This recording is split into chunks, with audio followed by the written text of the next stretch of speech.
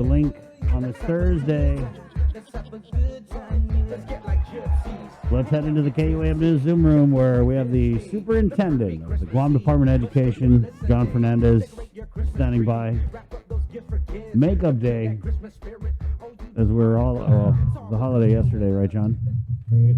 Good morning. Right, we have our makeup day today, so yeah. I'll say good morning, Chris, Bree, and Jason.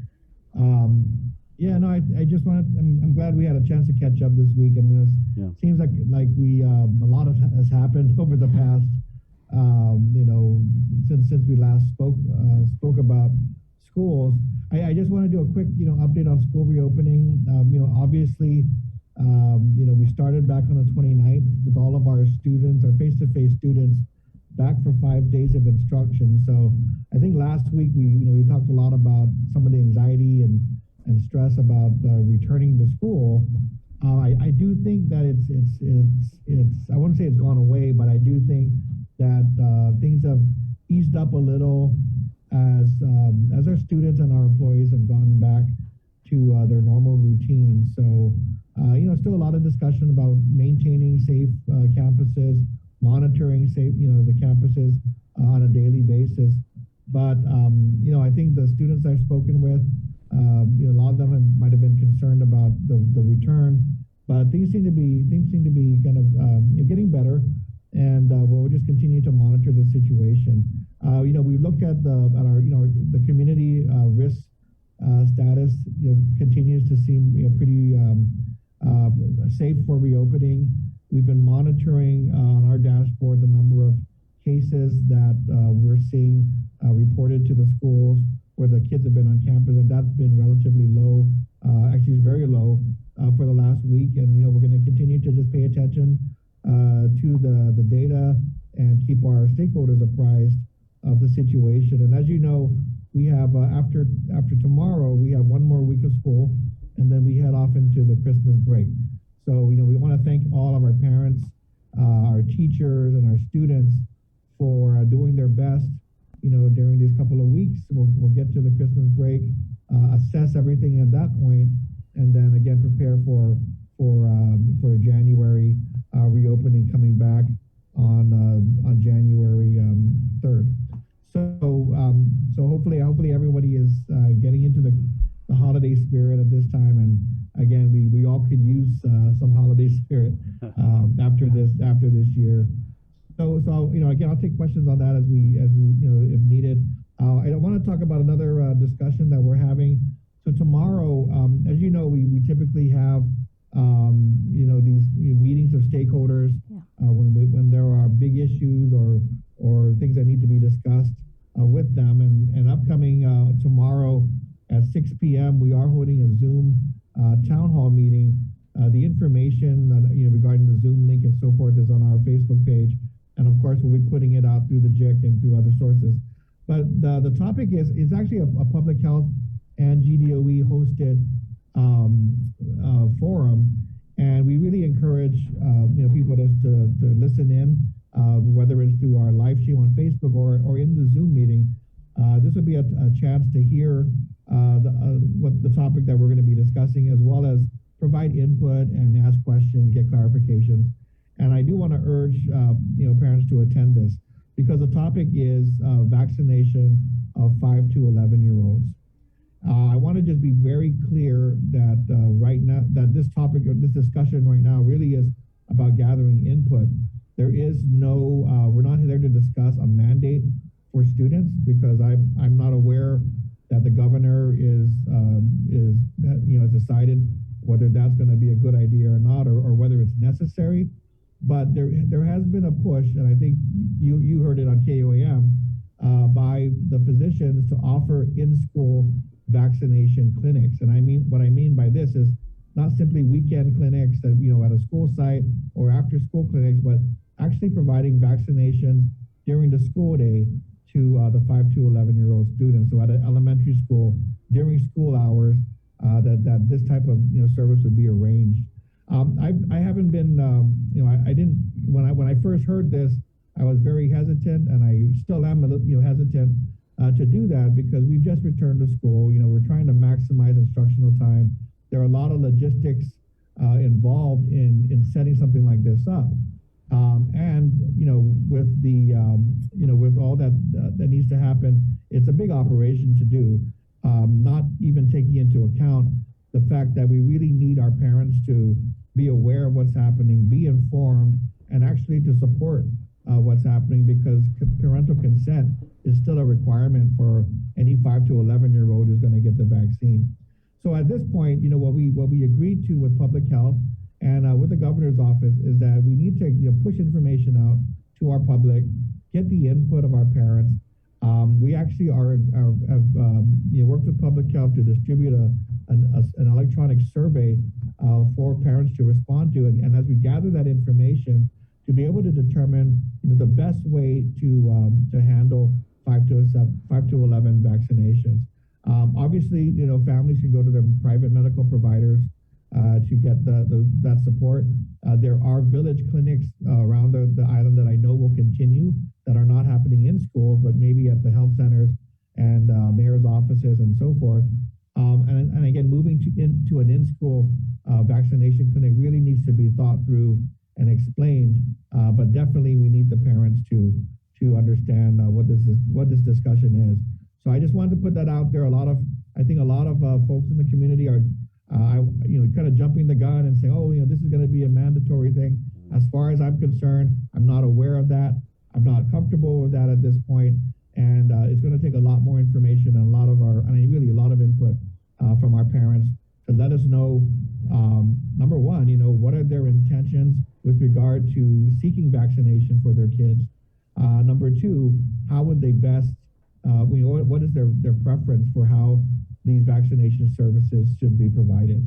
And again, you can do it private at your private provider out in the village, and or after school at a school site and so forth.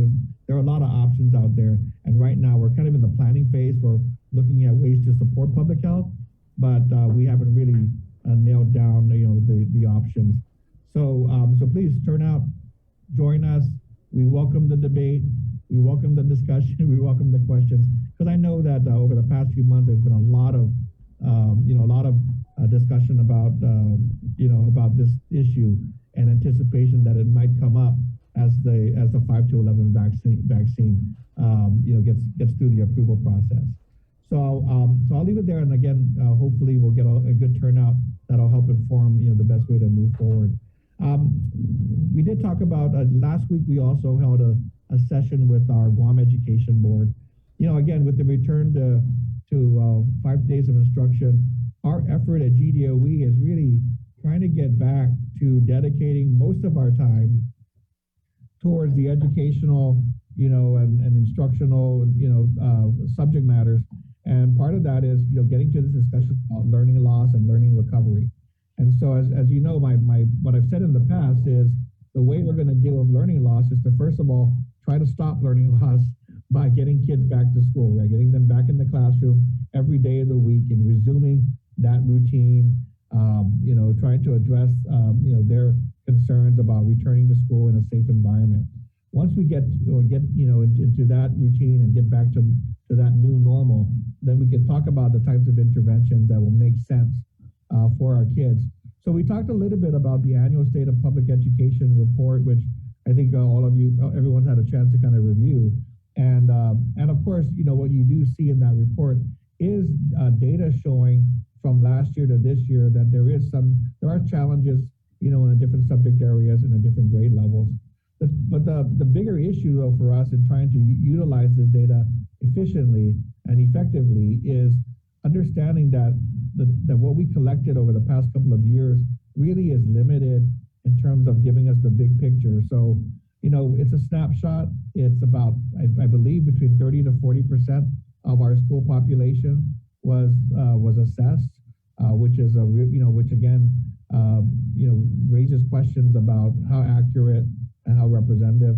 But at the same time, we do know there was an impact. So we started with that, said this is not the full picture, but once we get our kids back into the classroom, the people who are going to know what impact the COVID has had on learning are going to be the teachers, right? So providing the teachers the support regarding assessment of the students while they're back in class, a more frequent assessment during the quarter as the teachers, focus on the skills that the kids need. That's where we're going to get, I think, a more accurate picture of where kids are, now that they're back to school. So we're going to really have to work with our teachers, gather the information from our schools, and support our teachers in this effort. The other piece of this was discussing, how are we going to support, our teachers in addressing learning recovery. And what I mean by that is, we discussed this with the board, that no matter what the board says, no matter what I say, what we're really talking about is a teacher in a classroom with their kids figuring out, what do I need to do on a day-to-day basis? Now that I know that so-and-so is behind in this subject by this, and these are the challenges and issues need to be addressed, what am I going to do at the school level? So we can talk about extending the school day, extending the school year, but that's not going to solve the issue if the teachers aren't able to get the support they need. And so we talked a lot about, the investment that's been made in technology, the investment that's being made in instructional supplies and materials, the investments made in just kind of, addressing the textbooks and other things that teachers have needed for a long time, but we've not always had the resources to provide. So we know right now with federal funds, we're getting tons of, textbooks coming in containers that have been distributed to the schools, and teachers are now just getting their hands on them. So having the resources and support that you would normally need in any given year, now having them available as we talk about intervention is going to be a real critical piece. Maybe not for other school districts, but definitely for us, where we know that resources have been a challenge. We're very thankful that we have the ability to try to address some of these basic needs. I think in the past we've talked about expanded, after school, programs and summer school, summer programs. So we're talking with the board about the extent of those programs themselves, as well as what we're hearing from the governor's office regarding the community organizations and partnerships that will also provide other opportunities for youth. So we did a presentation, and this is going to be a couple of, definitely more than one conversation with the board. But we talked about, I think what the board's really grappling with is whether or not we need to extend the school day or extend the school year. And because if we do, and we're going to implement that this year, that's a decision that needs to be made pretty soon. We calculated about 26 days for this school year that have been lost due to the shutdown and cohorts and so forth. So we did do a calculation of what that means if you extended the school day or you went into the summer. And there are a lot of issues that we would have to deal with regard to paying for teachers and operating schools and so forth. But we haven't really, the board hasn't come up with a recommendation yet. We wanted to provide them a bigger picture of what's going on, where we're putting the resources, how we're approaching this. And but again, by December, January, we really need to make that final determination and determine whether we need to provide that additional instructional time this school year or even into next school year. I mean, we don't have to do it all at once. It's something that can also be done, during the coming school year. Nobody's saying this is where you need to make it up. We know there's been an impact, but we may not be able to fix it in a few months. You might want to be looking at the next 1 or 2 school years as part of that strategy.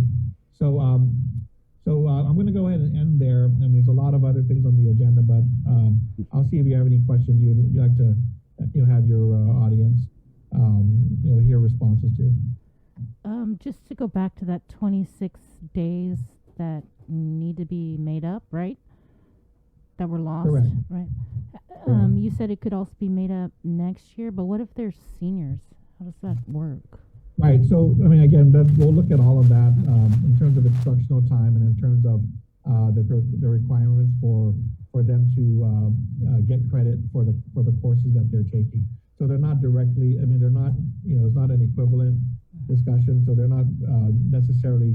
If we don't make up the days, it doesn't mean that they're not going to graduate. We just have to make sure we clarify that issue for the board so that they're aware of the implications. We don't see that that our seniors not having the opportunity to graduate. Okay. I think the effort is across the board, making sure that we have a strategy for providing more instructional support so that when they graduate, that they can be as prepared as possible for their next steps. So remember, this is kind of it's a global issue.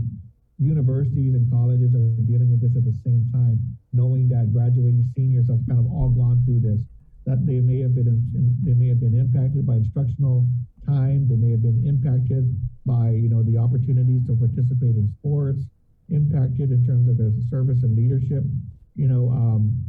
opportunities. So a lot of these graduates coming out now, colleges are having to look at their applications and saying, you know what, they didn't have an opportunity to do all the things that we would normally expect in a college application in terms of, what service did you do, what community service, what leadership positions, what activities did you participate outside of academics. A lot of our graduates, not just here on Guam, but across the country, are going to have pretty thin applications because of the fact that schools across the country have been shut down in many different ways. Also, a lot of the universities off island that require ACT or SAT results have pretty much waived those requirements for this year, saying you might not have had the opportunity to prepare or to take those exams depending on your situation. So even that's changed. So again, we're not trying to get used to that. We know that those requirements will come back into full force as schools around the country reopen, but we just don't want to be behind the curve too much. And that's why the return to school is important for us. And then we can get focused on, how do we recover that time. I do want to say one other thing about learning recovery, that we're going to have to debate is whether or not, this is something that you require compulsory for all students, or whether it's for those who seek out that extra assistance, that extra help. So we're looking at, high dosage tutoring, which is a strategy being used in other states and other districts. And that approach basically takes your current school day and provides time within that school day for smaller group tutoring for those who elect to do that instead of having another elective or in place of another, class. So we want to look at that strategy as well, which is, allow students during the school day so they don't have to deal with transportation issues or don't have to deal with, issues at home, having to take a break from those activities to come to school after school hours on the weekends, and trying to build more support and time within the school day so that students have an opportunity to avail themselves of that support. Typically, those are made accessible to all, but not required. But, it's something that school districts are saying that they're seeing some promising results based on strategies that are built into the existing school hours versus requiring students to figure out how to take advantage of, supports outside of the normal school day or school week. Well, that high dosage tutoring, that sounds like one of those things that came about or would come about as a result of COVID that kind of makes sense to keep around. You know what I mean? Because there's always those kids who are in danger. Yeah, I don't like the use of dosage in that. Yeah, I know. It's a context, weird term. Get the first, second, and third dose, but yeah, I really, I don't know why. But anyway, you're right. It's come up in that same during the same period of time. Yeah. But again, debating whether. I think, Deputy Joe Sanchez actually gave a good example when we talked about it with the board. He said, let's just say you have 6 months, for your physical fitness, exercise routine. You started on day one, and 6 months you had a goal, and this was your plan, and then you had it interrupted for the first 4 months. You couldn't do any of it. So now you have to figure out how are you going to meet the goals in these last 2 months. So one of the ways you do that is to maybe change your routine, intensify the plan, make adjustments to how you are, going to reach those goals in a shorter period of time. The other approach is to adjust that program and then add more time to your, to those 6 months, add an additional 2 months. But it has to go hand in hand. There has to be a plan where no matter how long you have, there has to be high quality, a high quality approach to it. Otherwise, you give me 2 extra months, I might work less because I've got the additional time. So I think those debates between extended time versus the quality of the strategy, the quality of instruction, is really where we're at right now. You don't want to have a lot of upset teachers being forced to work, a lot of upset families being forced to go longer, and think that you're going to recover, learning by eating into the summer that way if you don't have the support and the willingness of the community to do that. So I think a lot of community input also needs to be factored into this discussion as well. While we're on the subject of community input, my daughter called me on her way to school this morning. Just full disclosure, I have a few kids in the public school system, but she was asking me to ask you about what is the protocol, Soup, with the cafeteria seating. So at her school, DLP, they have the dividers, and so she sits in one, but then the one next to her is empty, and then there's a student in the one after that. But what she was saying is that it ends up causing these delays where they've got to wait for the kids because they're not filling all the spots. So what is the protocol? Because I wasn't even clear. I didn't even know what to tell her because I thought it was 3 foot, or are we still separating? Right. Go ahead. So this is one of those things that especially as we return to everybody, it's a work in progress. So schools are trying to of course, abide by the guidance and by the additional supports like the plexiglass in the cafeteria, and then also dealing with the time needed for lunch. So, dealing with the number of students that are coming in, we do know that schools are adjusting lunch periods so that they may have multiple lunches instead of having 1 or 2 lunch periods. The reason I know that is because students are reaching out to you and they're saying, hey, we love being back in school, but hey, what's with the multiple lunch periods, right? So I don't know, they all want to go to lunch together, and I think that's one of the issues. But again, schools are making those decisions in order to at the school level. Now within the cafeteria, the public health guidance that exists is 6 feet still within the cafeterias. And the reason why, of course, is because masks are off, and they want to just make sure that distance is maintained.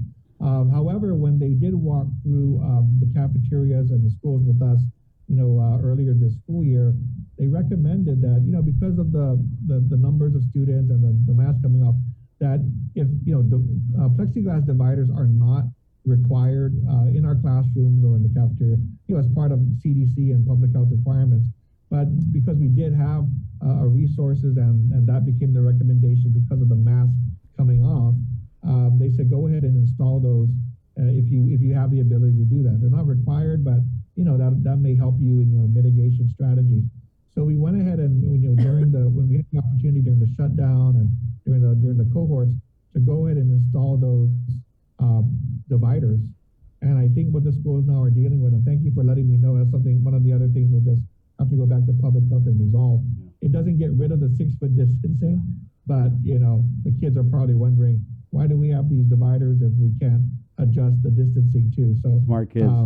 So let her know that we'll get her some bonus points for a good question.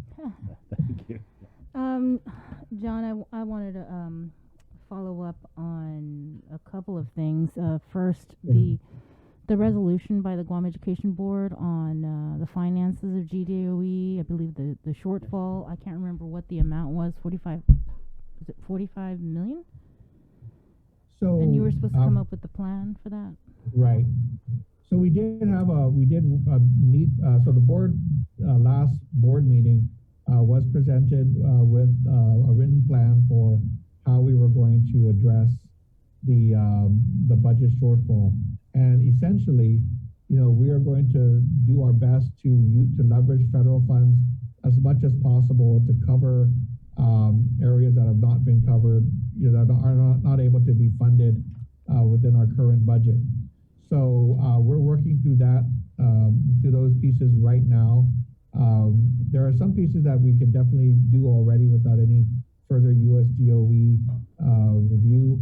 And there are other items that we're just waiting, in discussions with USDOE to review and concur, because, we did submit a plan earlier regarding how we intend to use the funds. And so the modification to that plan is going to need to be just ensure that they're going to concur with that, and then we'll be able to plug that hole. So we do, again, we are working on that, and I think the board is satisfied with the current year's strategy, But as you know, it's really next year's budget that we have to worry about, because right now we do have some of the flexibility with the federal funds that we can use.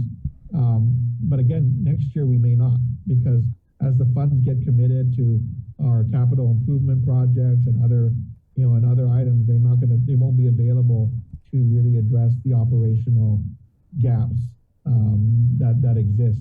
So I think, we just concluded that budget discussion.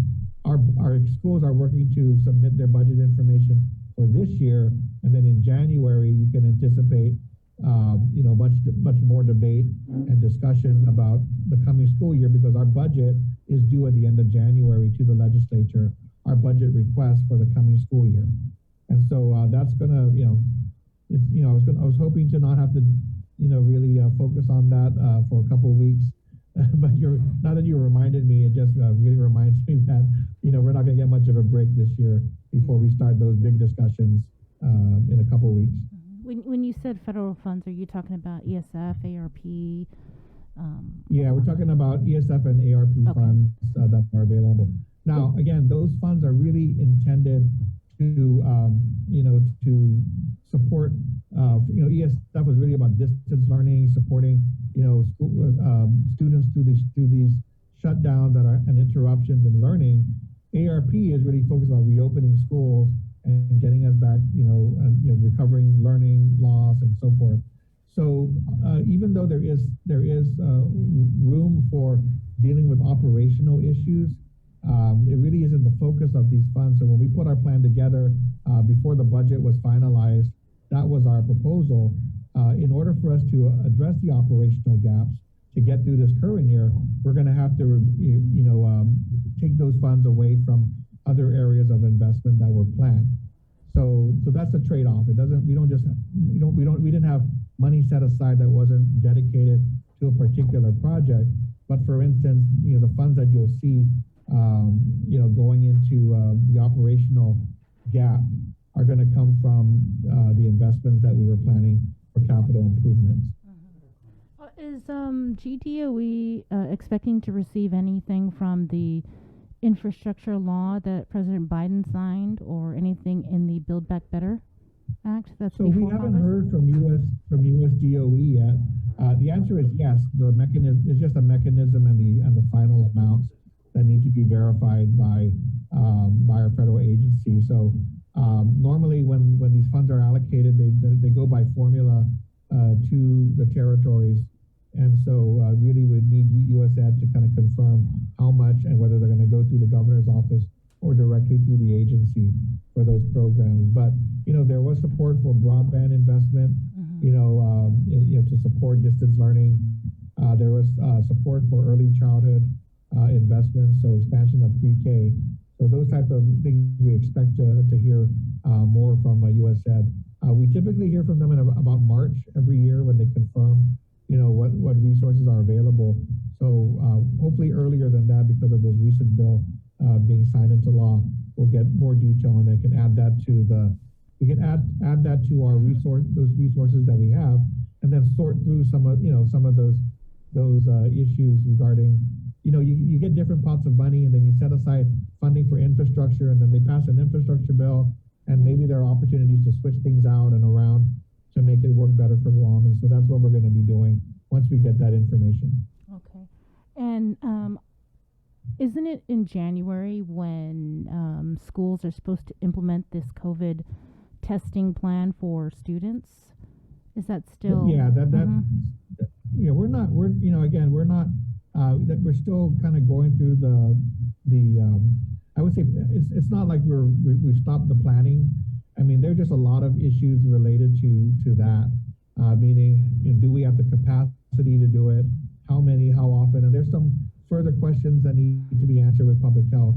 But for now, given the focus over the last 2-3 weeks on vaccination for 5 to 11-year-olds, that seems to be the priority right now. And so we're trying to get our heads together around how to assist during this public health emergency on that effort. Again, the way we've always looked at this is, in order to get towards this screening testing goal of 10% of your schools, we're going to have to see how this works first for the employee testing, and that's something that we spent our time implementing and going through the policies and procedures and logistics, and that's for about, I guess, 150 to 200 employees every week. So what we're learning from that, we've had a month to kind of go through that and get information, and that'll inform us as to how we are going to do this for 2,600 students throughout the school system at all schools. So it's still something that's in development, and we need more time or more discussion. I think we'll have to ask them for it, but it really is it's not an easy thing to do, and I think we need, given what we were doing with vaccinations and the new variant and what we've gone through with the employees, we're probably going to have to talk about where this fits into the overall mitigation strategy for K to 12 in ways that we can actually focus on education and not really continue to be such a significant public health support agency. And I think that's been a big challenge for us. And so getting nurses and staff and other things organized to test 2,600 students, where does that fit in terms of the other goal of trying to vaccinate as many of them as possible, and how do we go through that process? So I would just say we haven't set a hard deadline for us, and I don't think public health will be willing to kind of work with us on that piece, because that again is a proactive preventive measure. Right now we seem to be focused on the immediate short-term vaccination goals that the government has, and that's going to be a large issue to get through by itself without even getting into the screening testing plan. But isn't that an executive order? It is, and they've given they say, I think the language there was set a goal of 10% of testing 10%. So there's some language in these orders that are very direct, and there's some that leave room for interpretation. So having a goal of testing 10% is one thing versus actually testing 10%. And so we're going to have to work with them on, if you're going to have us test 2,600, this is the impact that's going to have on us. Where, are there additional resources? Are there going to be sufficient numbers of tests? Do we need this weekly versus quarterly? Those types of things are still in discussion. And, we'll just have to, work through that. But again, our last few conversations with public health have really been focused on what seems to be, and Dr. Berg was on your show as well, stressing the urgency of vaccinating 5 to 11-year-olds, stressing the need for GDOE to, I think in his words, step up and take on that challenge. It's not as easy as just saying it. There's a lot that needs to go into it, and because we deal with parents directly all the time, every day, we need to go through a better, more thoughtful planning process if any of that's going to take place. Right. I did want to see if you would like to react to that really long roundtable hearing that happened. I think it was Tuesday night. You could hear, especially that one parent was, wow, he was really upset. And then you had some of the employees. And is there anything you would like to say to them? I mean, Well, I know that's not, it's a big issue. Yeah. No, it's a big issue. It's a big issue to unpack, really. I mean, it really is a really big issue to unpack.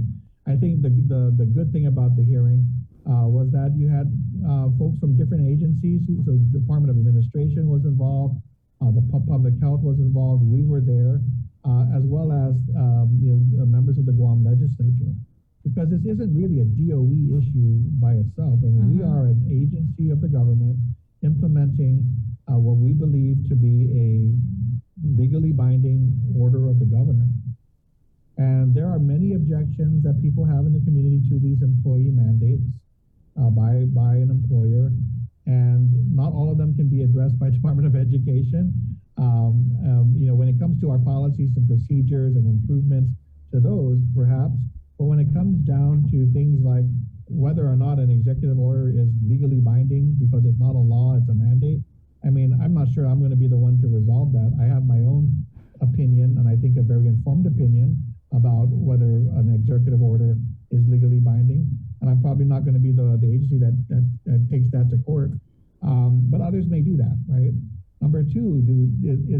an employee mandate for people to be vaccinated, is that legal?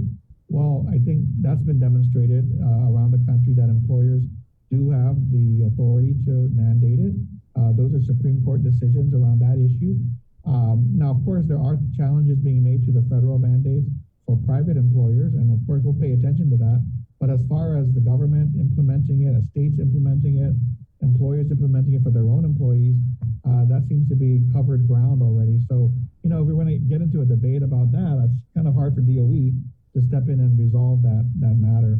The going into whether or not an emergency use authorized vaccine can be mandated versus a fully authorized. Well, again, that's not a GDOE issue. I shared an Office of Legal Counsel opinion to the Department of Justice with the group, that they could read that, because that seems to be what's driving the view that is acceptable. But it's really, again, that's a legal matter. That's something that DOE is not going to be able to resolve as well.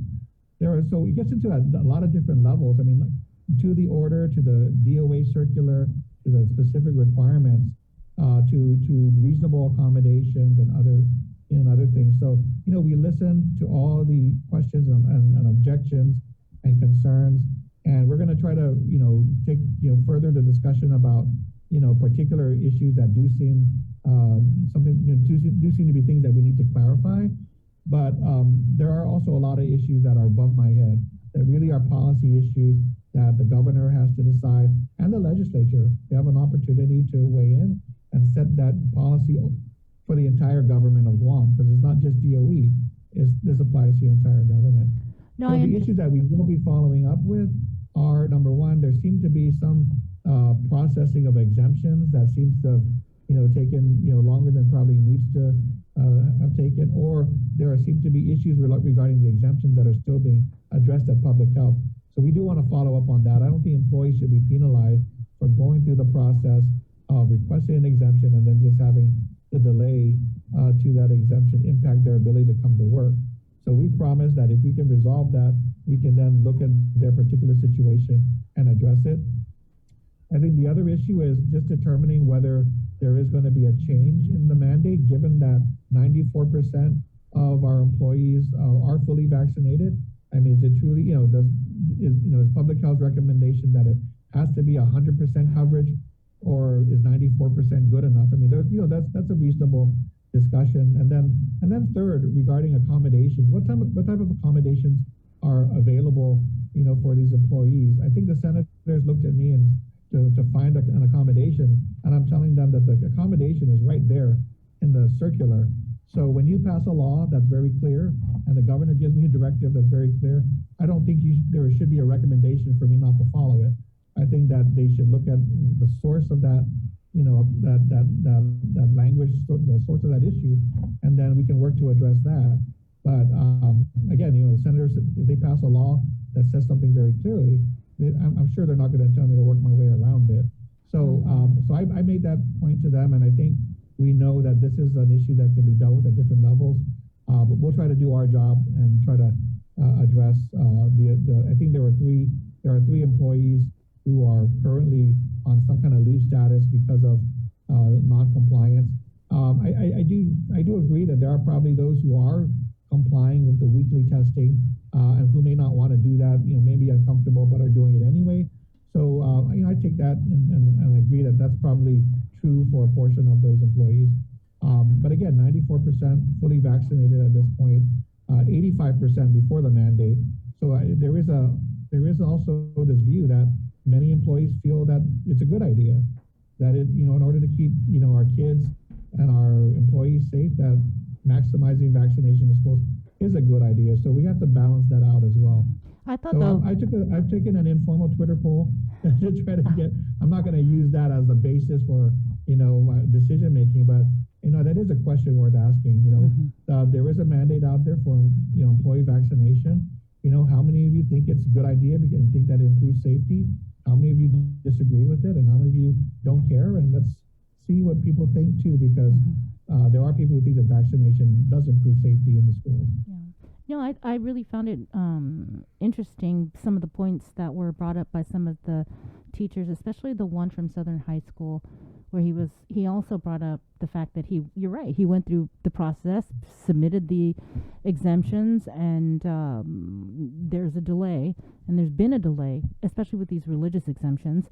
And then also the fact when he was pointing out, like when he was in class and students, he's a high school teacher, students, they don't have to be vaccinated, right? There's no mandate for students to be vaccinated, and yet he has to be vaccinated. So it's like, so what's the difference? But anyway, yeah. Well, let me clarify. There is a difference, and I think that's the issue. It's not. I think that we just can't go into these and say there's no difference. I mean, there is a difference in terms of employers requiring their employees to vaccinate. That I think employers have that ability and authority to do that. When it comes to children, we have to balance that against the requirement to provide every child with a free and appropriate public education. So if there's a mandate put on kids, there has to be a lot of thought given as to whether or not that preserves their right to an education. So I do think it's more complicated. And again, I'm not in support of mandating children too, because I think parents have to be a part of that and have to agree. So, that's something that I think is a major step, that needs to be looked at if it's going to even be put on the table. But at the very least, I would anticipate that any consideration of requirement for kids going to have to take into account the obligation that we have to provide all students with a free and appropriate public education. So there is a difference, with regard to that issue. So yeah, if that was something that if someone jumped on quickly and said, yeah, let's just extend it, I'd say, wait a minute, I'd like to hear from the lawyers on that. That's a bigger problem. And sorry, I just had one more question because I thought it was we had on the Chief Justice Phil Carbolito on earlier this week. We had Chief Judge of the District Court of Guam, Judge Francis Tedenko Gatewood, and we had Carmen Kasperbauer, one of the program coordinators for the specific judicial conference that was held this last week. And I wanted to get your comments on it with regard to mental health and family violence. So, first of all, I'm going to thank our judicial partners for their support. I mean I think I was able to attend virtually for a part of that, and then Deputy Superintendent Erica Cruz spent her time down there face to face, hearing all the presentations. So number one is we can't underestimate the impact that this pandemic has had on our youth mental health. I think from the judicial system, this issue is a long-standing issue because there's a lot of science that goes behind behavior and how mental health affects the propensity to actually commit crimes, right? So there's that's a bigger conversation and a very worthwhile one. But looking at the pandemic and the pandemic's potential to have exacerbated these issues, that is really critical. So, thinking about what we can do within the school system, what we can do in our partnerships to address the mental health needs of our kids is really something that we need to struggle with and grapple with and deal with. So when we're talking about learning recovery, I have to push back with some of our board members and say it's not just about time and acceleration, because I know that for my kids, I have 2 public school students. Part of them going back to 5 days means getting used to going back to school, feeling safe, feeling supported, and having all and being able to get back into a physical routine, get back into a social routine with their peers and with their teachers.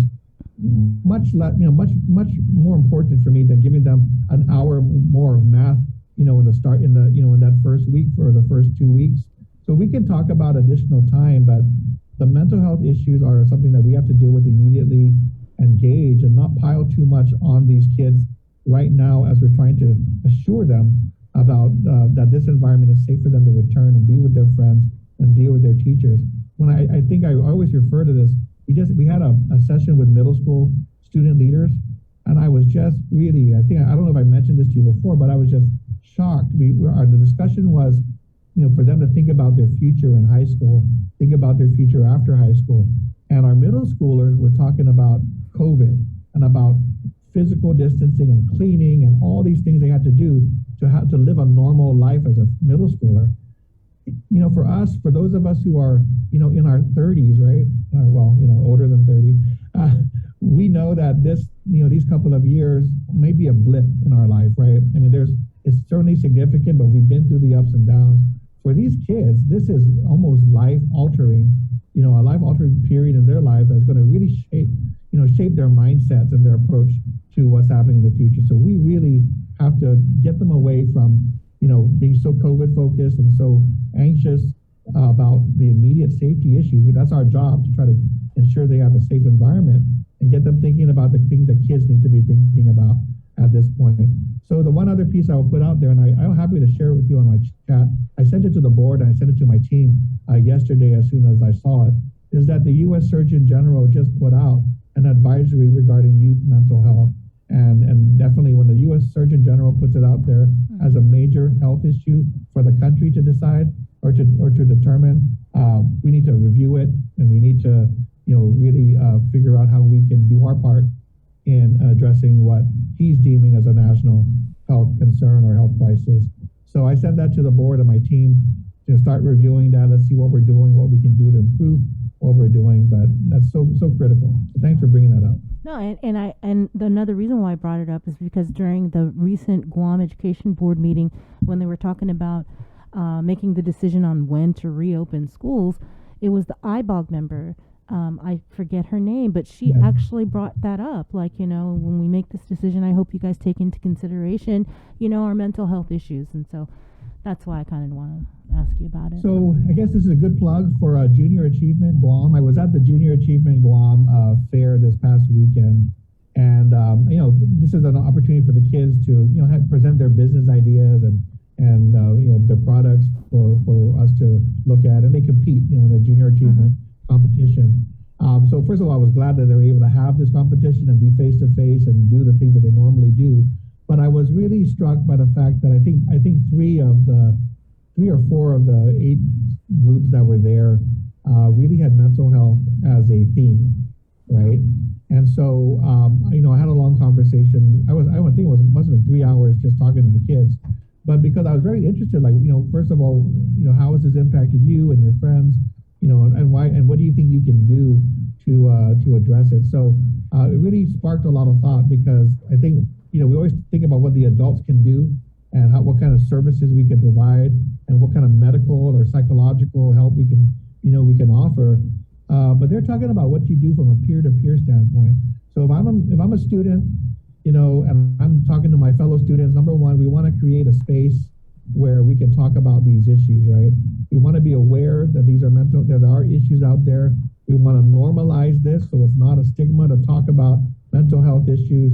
We want to create a space and time during school to talk about these things. And we need to think about simple therapeutic ways to address it, right? It doesn't have to be medication. It doesn't have to be go out to behavioral health, but what can we do to kind of provide support to our peers around these issues? So I know one group was offering, they did theirs as they took a symbolic, they created a symbol and they put it on some clothing for people to wear and kind of raise awareness. That's great. We had somebody, another group saying, we want to use crystals, right? And we talk about crystals and healing powers of crystals. They wanted to use that as a way to bring attention, and then, use that as a way to open the conversation. Therapeutic candles and other things that were there. So I was actually just impressed by the fact that, number one, they took on an issue that's very timely. I mean, it's always been an issue, but definitely during the pandemic, that they think that they as young people can do something about it. It's not just about, hey, let's ask the superintendent how he's going to fix this. And I think we need to think more about how that peer-to-peer support can operate in addition to all the other strategies that we might think about as adults. So yeah, it was really a good opportunity experience to hear directly from these are high school students, public and private school around across the island. So again, that's my plug for Junior Achievement.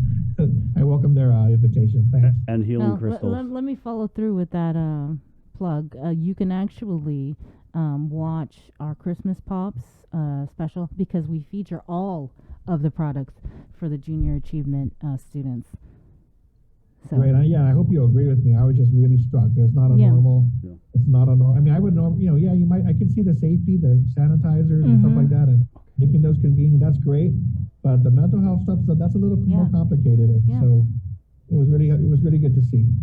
Thank you, John, so much for your time. It's a lot of information. Really appreciate it. yeah, thanks, John. All right. Thank you, guys. Was We'll there see you something else? Because you look like you had next- something else. You're good? No, I mean, I just, we brought up that, we brought up that the mandate that we talked about. That it was from 6 to 11 at night, and I hope that it sheds some light on on that issue and maybe provide some ideas for how to address it. We talked about school reopening, talking about mental health, and so there's just a lot of heavy issues we're dealing with right now. And talking about 5 to 11 vaccinations and whether DOE needs to step up and get into that field. It's a big lift, and so I just want to say that we're doing our best, we're doing our part. I think we're going to do okay this month. I hope everybody can have an opportunity to get into the spirit of Christmas and the holidays and have some time to really cherish and spend with their family and friends. And then when we start 2022, we hope we can start off with a brighter outlook. So that's all I wanted to end with, and just thank everybody for their continued support this year, parents especially, teachers especially, and I think next year we hope to get closer to that light at the end of the tunnel. All right, thanks, John. Thank you, John. All right, thank you guys. There you go, John Fernandez, GDOE He Superintendent. needs to get a beer this weekend. Just chill. He's busy. Man. Hey, 9:28. Let's go over